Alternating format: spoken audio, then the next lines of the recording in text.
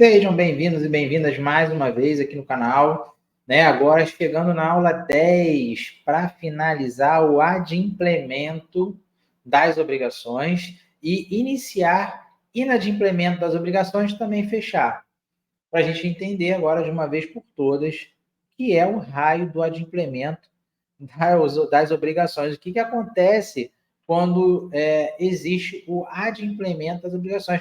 Nós temos diversas formas que já estudamos, né, de adimplemento das obrigações. E aqui nós vamos fechar falando de dação em pagamento, falando de novação, falando de confusão, que são modalidades ou espécies, dependendo da nomenclatura que você queira chamar, ou seguindo algum determinado doutrinador, que vai levar ao adimplemento da obrigação. Então, eu posso adimplir uma obrigação com uma dação em pagamento. Eu posso adimplir uma obrigação com uma dação em pagamento. Eu posso adimplir uma obrigação com uma confusão. Eu posso adimplir uma obrigação com um pagamento com subrogação e da imputação ao pagamento. Eu falei para vocês aqui que também eu posso adimplir uma obrigação com uma novação e remissão de dívidas. E com isso, eu consigo exonerar o devedor. Eu também posso adimplir um contrato ou uma obrigação através de uma compensação, onde eu trato de situações de obrigações líquidas e também de coisas fungíveis, tá? E aí, por fim, falaremos sobre o inadimplemento das obrigações, que é o inverso, é o revés, é o contrário do adimplemento. Nós vamos falar de inadimplemento. Então, o que é dação em pagamento, né? Eu consigo, através da dação em pagamento, a extinção da obrigação. Então, adimplemento leva à extinção da obrigação, independente de qualquer modalidade que seja. Tá? Então, na extinção da obrigação, o credor não é obrigado a receber uma prestação diversa daquela convencionada, como explicado nas aulas anteriores. Porém, o credor pode consentir em receber uma prestação diversa. Neste caso, ocorre a hipótese de dação em pagamento, sendo que o credor recebe algo diferente do que era determinado na obrigação. Exemplo, previsto na obrigação pagamento em dinheiro. E aí o devedor oferece um carro. O credor não pode receber o carro porque está determinado no contrato que o pagamento será em dinheiro. Agora, salvo disposição em contrário. Se o credor aceitar o carro, expressamente ele vai consentir, vai falar, beleza, passa o carro para cá, manda seu Celtinha para cá, que eu considero esse pagamento que deveria ser em dinheiro através de Celtinha. E aí, tá tranquilo, cara. Eu te dou a quitação aqui. Então, através da dação em pagamento, que é uma outra forma de pagamento, diversa daquela que é prevista no contrato, o devedor consegue adimplir a sua obrigação, tá? Lógico, esse material vai seguir para vocês. Nós explicamos isso mais detalhadamente no quadro, na lousa. O quadro é coisa antiga, revela a minha idade.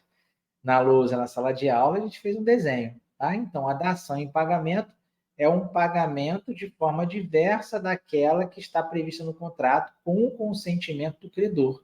A dação em pagamento também gera o adimplemento da obrigação. E a confusão? A confusão também é uma modalidade de extinção da obrigação. Também é uma modalidade de adimplemento da obrigação. Confusão é a outra forma da extinção da obrigação, ocorrendo sempre que o credor e devedor se fundem na mesma pessoa. Nestes casos, perde-se a definição de quem deve pagar e quem deve receber, já que credor e devedor se tornam a mesma pessoa. Isto pode ocorrer, por exemplo, em casos de herdeiros credores, caso que o devedor faleça. Tá? A confusão pode ser total, sobre todo o valor da obrigação, ou parcial, por exemplo, quando a dívida for segmentada em cotas, sendo apenas algumas atingidas pela confusão, nas hipóteses em que houver credores e devedores solidários. Tá? O Código Civil prevê isso. A confusão operada na pessoa do credor ou devedor solidário só extingue a obrigação até a concorrência da respectiva parte no crédito ou na dívida, subsistindo quando há a solidariedade. Sendo assim, até a cota que houver concorrência, confusão, do pagamento de crédito, há extinção da obrigação. Porém, nos valores remanescentes da dívida, a solidariedade continua existindo. É possível ainda que a confusão esteja restrita a um momento. Sendo assim, cessada a confusão, a obrigação anterior se restabelece com todas as suas características. E aí, em sala de aula, nós fizemos um desenho na lousa, explicamos uma situação com 4 herdeiros. Cada herdeiro tinha uma propriedade. Cada herdeiro usava uma propriedade. Não havia acordo para compensação, logo, para cada herdeiro tem que pagar um aluguel e depositar em juízo esses valores. E aí gerou uma tremenda confusão, porque o herdeiro 1 possui um imóvel com uma avaliação de preço e reside lá. O herdeiro 2 com um imóvel numa outra avaliação de preço, o outro com um carro, enfim. Cada herdeiro tem um imóvel do espólio e cada herdeiro tem que pagar o seu aluguel para os demais herdeiros. Então, os herdeiros serão credores e devedores em diversas situações, tendo em vista esses imóveis. Isso é uma confusão. Tá? Avançando aqui, do pagamento com subrogação e da imputação ao pagamento. Pagamento com subrogação. A subrogação pode ser legal, prevista em lei, ou convencional, advinda do acordo entre as partes. As hipóteses de subrogação legal estão previstas no artigo 346 do Código Civil. Credor que paga a dívida do devedor comum, devedor paga a dívida se subrogando no lugar do credor. Adquirente do imóvel hipotecado que paga ao credor hipotecário, ou ainda um terceiro que realiza o pagamento para não ser privado do bem imóvel. Terceiro interessado que paga a dívida pela qual era ou podia ser obrigado no todo ou em parte. Então, nós estamos falando de subrogação. A subrogação é aquela que uma pessoa se coloca na situação da outra e assume determinada responsabilidade. Aqui falamos de pagar. A hipótese de subrogação convencional. Falamos de hipótese de subrogação legal, que estão previstas no artigo 346 do Código Civil, e falamos de subrogação convencional, que está prevista no artigo 347 do Código Civil, podendo ser aplicada quando os contratantes acordarem, mas somente nas seguintes circunstâncias: quando o credor recebe o pagamento de terceiro, transferindo-lhe todos os seus direitos expressamente, ou quando o credor, quando o terceiro empresta ao devedor a quantia precisa para solver a dívida, sob a condição expressa de ficar o mutuante subrogado no direito do credor satisfeito. Ou seja, o terceiro empresta um dinheiro para o devedor efetua o pagamento para o credor, e esse terceiro que empresta passa a ser credor, tá? Do devedor, porque o devedor vai ter que devolver o dinheiro para ele. Resumo, o artigo 349 define: a subrogação transfere a um novo credor todos os direitos, ações, privilégios e garantias do primitivo em relação à dívida contra o devedor principal e os fiadores, tá? Falando de fiador, mais uma vez, vocês aí da turma de Direito Civil 2, vamos debater, tá? Em sala de aula, me chamem para conversar. Nós falamos, quando tiver dúvida, sobre fiador, gerou aquela dúvida sobre devedor solidário, né? Mas vai depender também da previsão contratual, tá bom? E aí vai depender de toda uma situação. Mas, via de regra, ele é independente ele não pode ser considerado como solidário do devedor, porque ele é fiador, mas ele pode ter os bens dele penhorados, porque ele coloca o nome dele em garantia. Então, no final da história, ele passa a ser solidário. Por mais que não haja previsão expressa na lei para isso, ele pode ser solidário, porque ele também está colocando o patrimônio dele em jogo, em risco, né? No inadimplemento do devedor principal. Pegou? Vamos lá? As hipóteses de subrogação convencional, nós falamos também do artigo 349. A vantagem subrogação, o terceiro interessado paga a dívida e passa a ser um novo credor. Imputação ao pagamento. É uma possibilidade dada à pessoa que... esse daqui é muito interessante, tá? Isso aqui serve muito para a Energisa, tá? Empresa de energia elétrica, que tem duas modalidades de cobrança. Eu acredito que fica mais claro para a gente entender. Quando nós falamos de Energisa, energia elétrica, principalmente aqui na região norte do Brasil, é uma natureza, energia elétrica, cobrança de natureza de energia de natureza de consumo, né? Natureza é consumo. Então, mas eu tenho modalidade dentro dessas naturezas. A modalidade de registro no medidor o consumo que não é pago, e aquele que não foi registrado, que é a recuperação de consumo que tem que ser paga. Então, tem duas modalidades. Uma do TOI, que é o termo de ocorrência de inspeção, e a outra dívida de consumo. Tá? Então, está aqui, é imputação ao pagamento. É uma possibilidade dada à pessoa que deve 2 ou mais débitos de uma mesma natureza. Falamos de energia elétrica. Há um único credor. Falamos da Energisa. Quando efetuar um pagamento, esta pessoa pode indicar qual dos créditos ela está adimplindo, desde que todos os débitos sejam líquidos e vencidos. Então, os dois têm que ser líquidos e vencidos. Vamos dar um exemplo agora. Eu, Leonardo, sou consumidor de energia elétrica. Eu tenho a primeira cobrança, que venceu em janeiro de 2023. Essa primeira cobrança está no valor de R$5.000. É referente a um gasto de energia elétrica que supostamente eu cometi e que esse consumo que eu tive para dentro do meu imóvel não passou pelo medidor. Logo, gerou uma taxa de recuperação de consumo, que é de energia elétrica, mas que não foi registrada. E eu não paguei. Então, venceu em janeiro de 2023. Eu, Leonardo, não paguei as contas de março, abril e maio. Tenho 3 meses em atraso, contas de consumo, de 2023. Então, eu tenho um débito de consumo. Então, é a mesma natureza jurídica, energia elétrica, eu consumo energia elétrica, com duas modalidades. Gato, que é irregularidade no medidor, e consumo registrado que não foi pago. Tá? E a dívida também fica em R$5.000. Eu tenho duas dívidas, uma recente e uma antiga. E agora, entrou um dinheirinho na minha conta, de uns honorários aí, tá? Peguei o dinheiro, R$5.000, fui lá na Energisa. Aí a gente começa a falar sobre imputação ao pagamento. Eu cheguei na Energisa e falei assim, moça, eu tenho R$5.000 aqui. Eu tenho duas dívidas na Energisa. Aí a moça olha no sistema e fala, realmente, você tem uma recuperação de consumo de 5.000 e você tem um consumo que não pagou de 5.000. Qual você quer pagar? É onde vai entrar a nossa continuação aqui.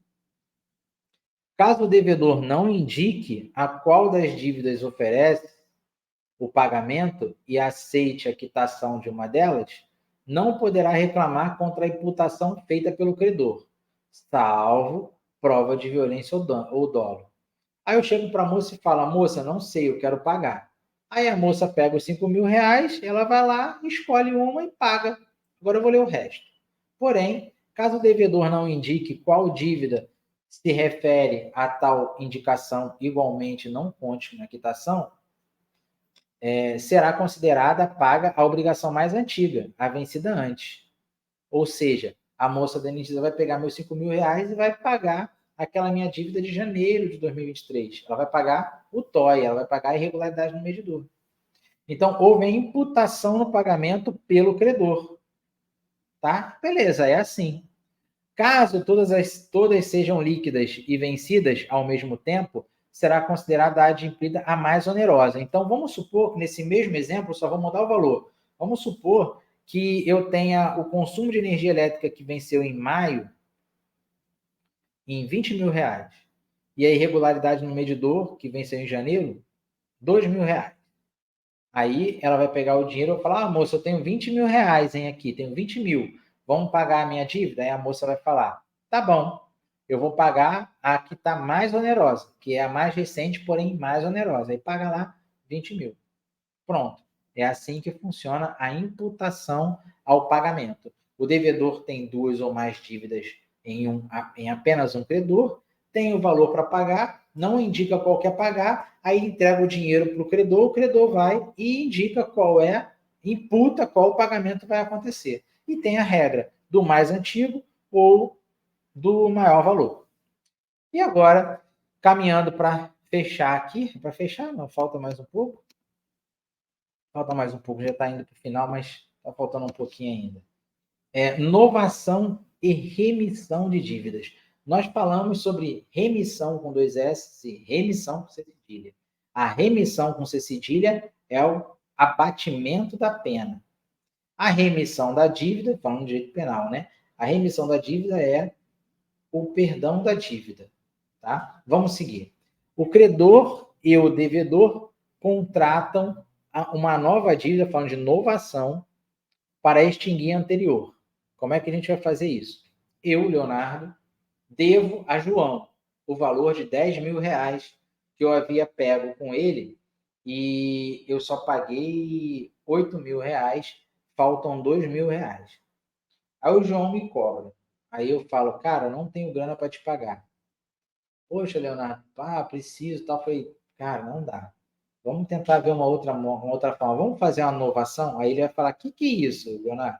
Aí eu vou falar, ué, você faz um documento aí, uma nova dívida, me empresta mais uma graninha, e aí eu me oxigeno aqui, e aí ao invés de eu ficar te devendo 2, eu passo te devendo 5. Pode ser?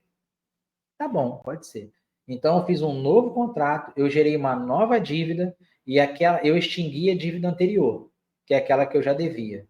Tá? Fica mais fácil explicando no quadro, a gente conversou sobre isso, eu espero que vocês lembrem. Se vocês não lembrarem, por favor, Senhor, me mandem mensagem, eu quero que vocês entendam bem direitinho essa parte, tá bom? Então, a novação, ela acontece quando há uma nova dívida e essa nova dívida extingue a anterior. Exonera. Então, o devedor é exonerado da primeira, mas ele passa a ter a segunda. Por vontade das partes, ânimos novandi, a dívida anterior deixa de existir, dando lugar para uma nova.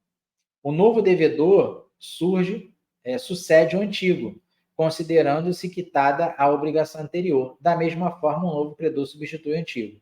E aí eu tenho uma dívida antiga entre Leonardo e João. Nós podemos convencionar e fazer uma nova dívida, Leonardo e João. Leonardo pode falar com o João que não consegue pagar, porém João indica uma outra pessoa para pagar. Então eu vou ter um novo credor e um devedor antigo com uma nova dívida, mas eu extingui a antiga. Mas eu posso passar a minha dívida para outra pessoa. E aí o João pode ter um novo contrato, com uma nova dívida, com um novo devedor. Então eu posso ter uma novação com credor e devedor antigo, posso ter uma novação com credor antigo e devedor novo, uma novação com um credor novo e devedor antigo. Pronto.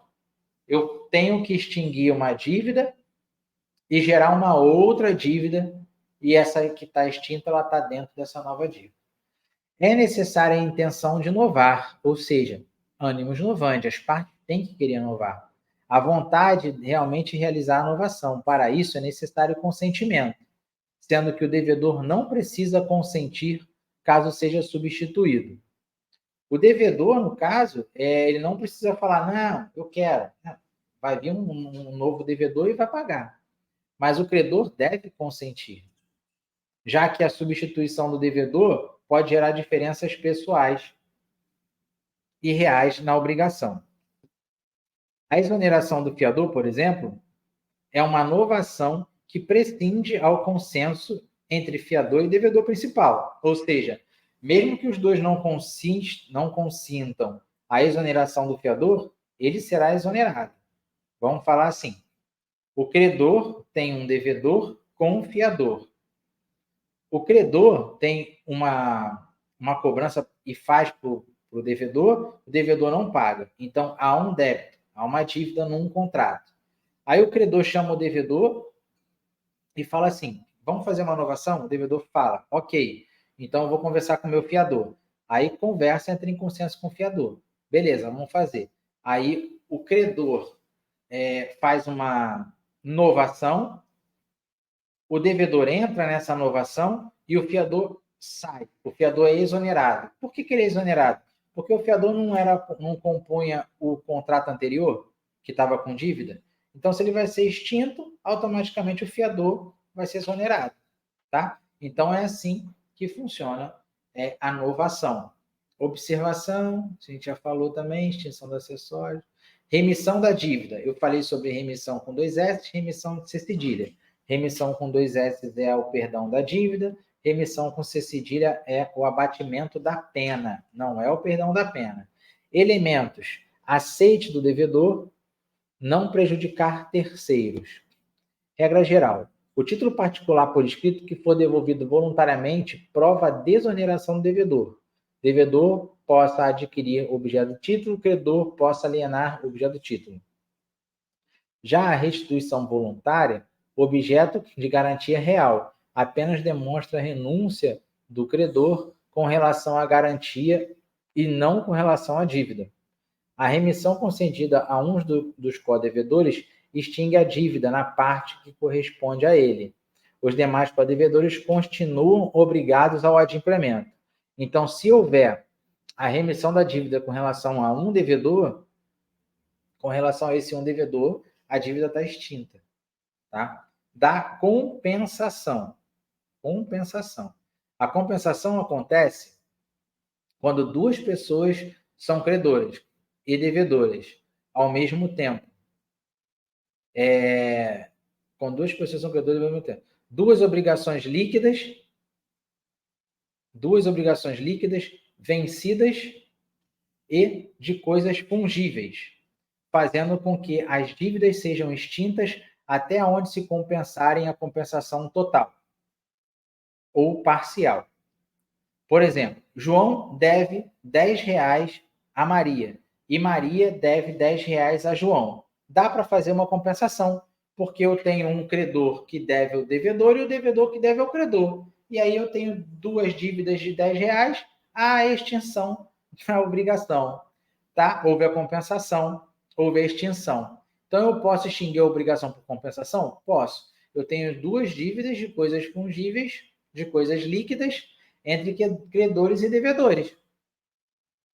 As dívidas sofrem compensação total, mas caso a Maria deva R$15, as dívidas são parcialmente compensadas,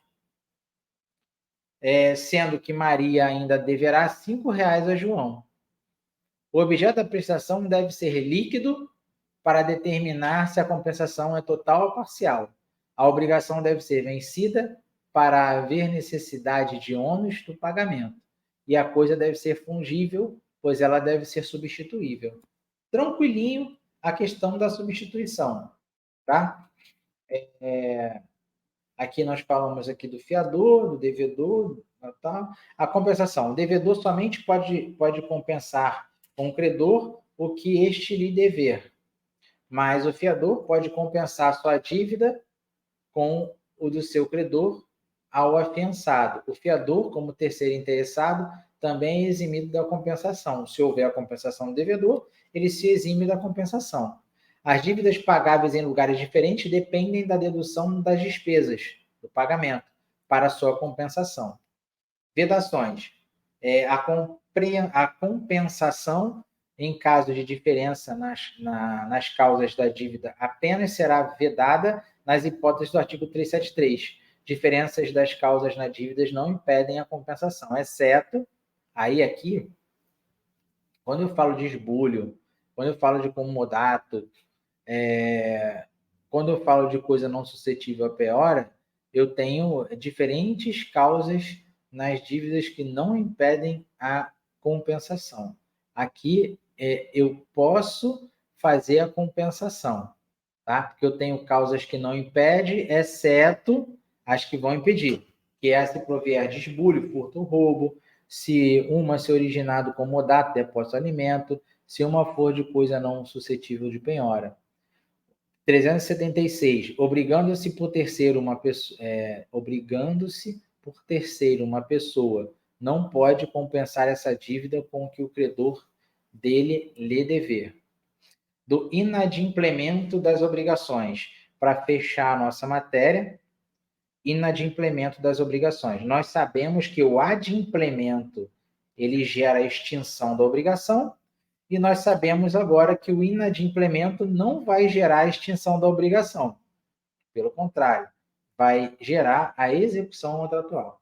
O devedor é considerado inadimplente quando não cumpre com as obrigações acordadas.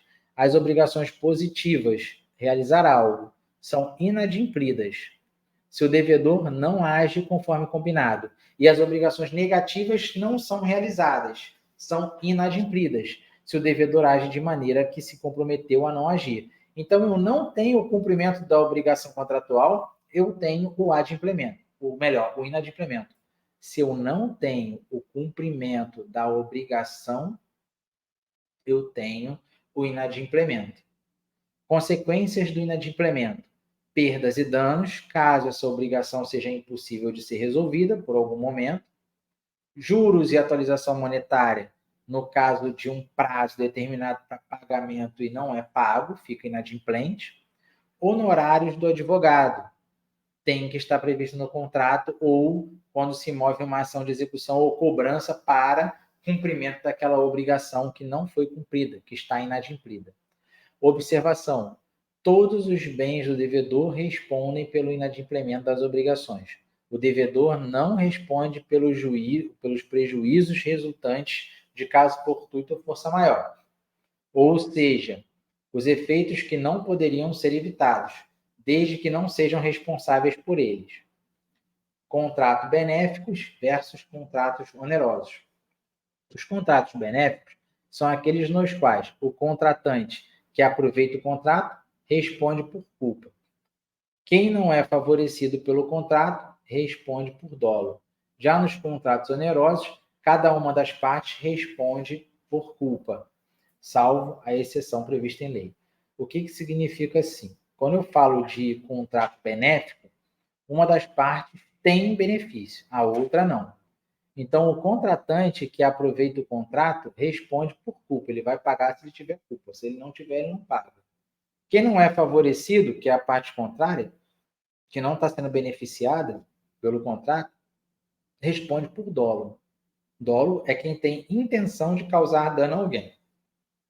Os contratos onerosos, cada parte responde pela sua. Porque quando eu falo benéfico, eu falo de forma unilateral. Quando eu falo oneroso, eu falo da bilateralidade. Mora e perdas e danos. Nós estamos em inadimplemento obrigacional.